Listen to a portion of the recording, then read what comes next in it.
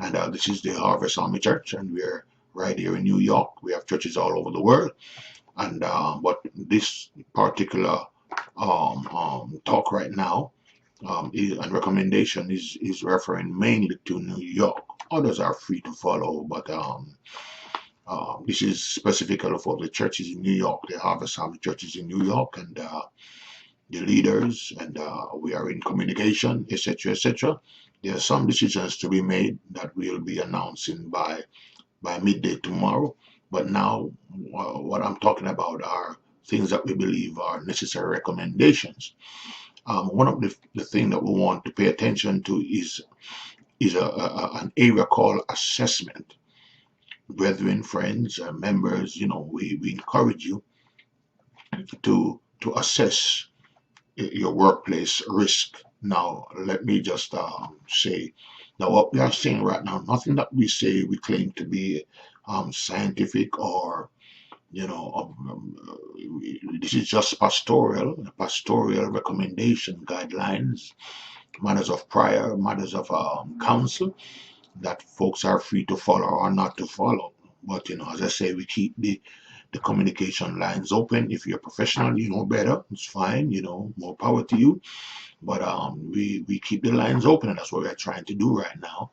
Myself being the senior leader of the ministry, I just want to keep the lines open. The communication, you can communicate back as well, and say, you think this should be stronger, this should be weaker, etc., etc.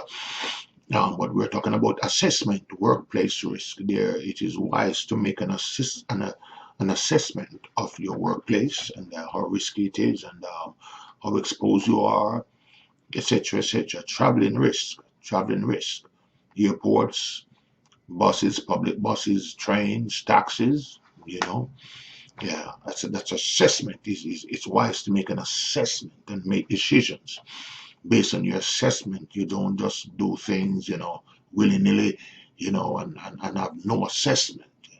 The next area is the area called personal. Personal.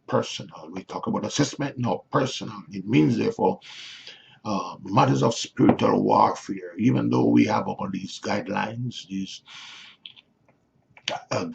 that we are following and trying to follow and are assessing, we want to know that whatever we are doing, we are dealing with the spiritual warfare, where we are praying against these attacks. We are praying against diseases. We are praying against pestilence, and we are covering our people, our family, ourselves under the blood of Jesus.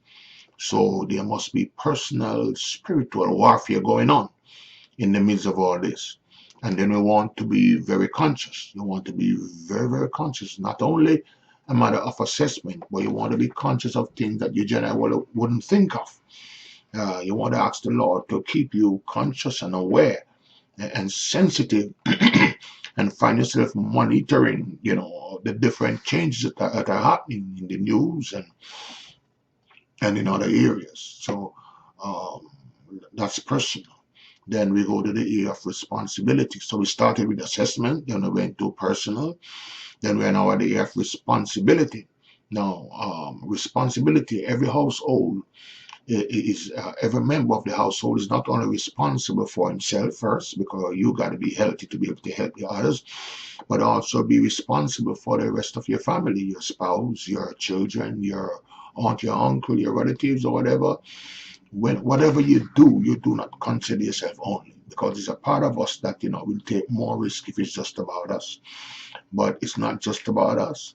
So you want to remember your family. If anything go wrong with you, your family is more exposed, and so that family consciousness, that family responsibility, like personally, one of the things to consider, like for example, those of you ladies who love to go and do your hair, and those men love to go and cut your hair, you want to evaluate that. You want to make an assessment of that, and you want to, even though your hair is, getting pretty high, you want to cut it, man. You want to really know, when you go to that barber, is it a safe place? Is it, etc., etc. And yes, you want to really, and you ladies, you're going to the hair salon, and those folks gonna have their hand all over in your hair and whatever, and other, it's a kind of public place, so a public enclosed, a small enclosure.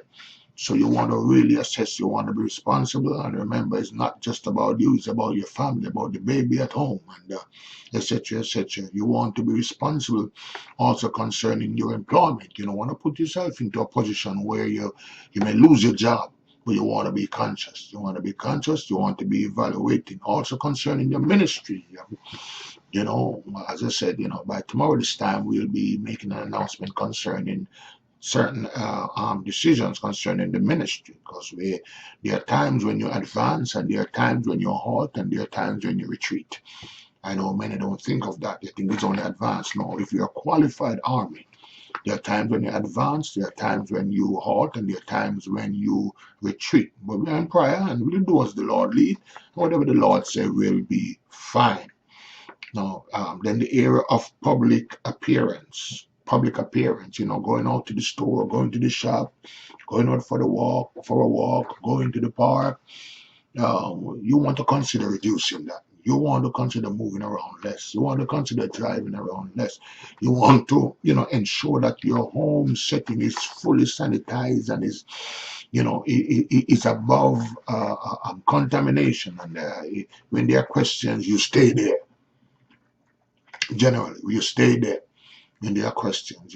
So you wanna you wanna keep you wanna be aware that the more often you go out, it appears to be more risky. It appears to be more risky. You go among a crowd, you have no control over the crowd. You go, so you make sure you do your shopping, and you don't have to do it very often because you get enough. Then you're talking about awareness. We're talking about public appearance. You're aware of the risk, aware of where you are. If you go to supermarket, you make an assessment. If you go down the street, you make an assessment. When you go out to preach, you make an assessment. You don't just, and etc. etc. Then, so I've talked. I'm going pretty fast, but we'll do a second one. We were talking about. We first started with the World Health Organization, the CDC, local authorities, then we went into assessment, then we went to personal, then responsibility and consciousness, then public appearance, and then sanitizing. We try to sanitize ourselves, wash our hands, and use some of those disinfectants. The ladies know much about it. I'm learning a lot too. Disinfecting the ear, the doorknobs, just about everywhere. In my house, I'm sorry to tell you, but in my house, I disinfect my house every day, everywhere, every day. I'm sorry, don't follow me. You don't have to follow me. Let me say it this way: you don't have to follow me, but that's what I do. Sanitize your church, everywhere the church, everywhere the ear, the knobs. The sanitizers in the church, sanitize. It's not going to be a church that things happen. No, it's going to be elsewhere because the churches are going to be fully sanitized. Yes. Then you have your home sanitize, your vehicles. Some folks forget the vehicles, sanitize the vehicles, spray those stuff in there, the doorknob, the steering, everywhere. Yeah, and close it up for a while, get out, and then go back later. Okay, if you have sanitizer in there, if anybody come in the car, come on, just give them a sanitizer, they rub their hands, and it's good for them and it's good for you. All right. Hmm. The vehicles are the toys, you don't overdo the toys, but you do something to wipe the toys, or you guys know how to be careful with the toys because they are for babies. You can get official advice on the best way to do the toys, but you try to keep the toys clean. The babies have to put it in their mouth, and the children playing all day. Then you have the job space, desk, surfaces, the air, you'll be aware. Then we go to area now called resistance. Resistance, of course, if you're having more trouble than you think is manageable, then you get medication from a proper doctor, and you have over-the-counter medication for you know, the lighter things, and we're not just talking about the corona, any kind of airborne disease, flu, influenza, SARS, and all of those. But of course, anything for corona, you got to get the official attention. You call the proper departments and do what you got to do. And then, okay, so we have resistance medication, official medication from your doctor, then over the counter, helps and so on. Then home remedies, some folks, I'm from the Caribbean, and some folks from the Caribbean, even some doctors I discover right here, say home remedies like some garlic, ginger, lime, and honey mixed together. They all mixed together, and they take it. They say take it. There's no side effect. They take it a certain amount, maybe 2 teaspoons or so, 2 times per day or several times per day. And you guys know, you ladies know how to make this thing. Then now we talk about avoiding. There are certain things we say you should avoid. Mm. You know how the heathen talk about dear devils who will walk from one mountain to another on a string. We call them dear devils, but don't try to be a dear angel. Yeah, well, you shouldn't be a dear devil. Christians don't use that kind of word. But you don't try to be a dear angel. If somebody get ill and they're really ill, it's not your job. It's somebody in the community, or someone in the street. It's not your job in this time of airborne diseases to just take them to the hospital. The best thing is to call 911 for them. They're in a situation where they probably cannot call. You call 911 for them and get the professionals to come and pick them up. And most times, even though you arrive there, the 911 people will do a better job. Because most time, by the time they arrive, they can begin to deal with the patient even before they get to the hospital. So don't try to be a dear angel. That's my word for what the secular call dear devil. You try to be wise. Maybe you got to spare yourself, both for yourself, for your family, for your church, for your ministry, etc., etc., etc. Then you have, the Lord give us a prophecy. The Lord give us a prophecy, November 29, while I was in Atlanta, and the Lord said, gather the people, gather the people, gather the people, gather the people. And when God gave a revelation like this, it means that trouble is coming. It means that calamity is coming. And since then, we have been gathering for 3 months. Since then, because we got it in November 29, we gathered in December, we gathered in January, we gathered in February, and we continue to gather. And we are having a solemn assembly right now, going all the way to April 12th, where we increase our gathering dramatically, because we know the troubles are coming, and especially we in New York here, we know for certain, both from the scriptures in Revelation 17, 18, and many prophecies, that New York is on the radar for major calamity, major judgment. So you want to know, whenever there's trouble, New York has got to be more conscious, more careful, more prudent, and you'll be prudent but not paranoid. Get that? Prudent but not paranoid. Careful but not fearful. Let me say it again. You be prudent if you're in New York, anywhere worldwide, but particularly in New York. New York being the mountaintop of the world. Almost anything happening, you have to be extra careful in New York.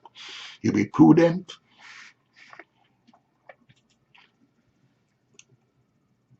You be prudent, not paranoid. You be careful, not fearful. All right. Okay now. And let me just leave you with an assurance right here. Assurance. Exodus 12, verse 13. And the blood shall be to you for a token upon the houses where ye are. And when I see the blood, I will pass over you, and the plague shall not be upon you to destroy you when I smite the land of Egypt. I have another scripture here.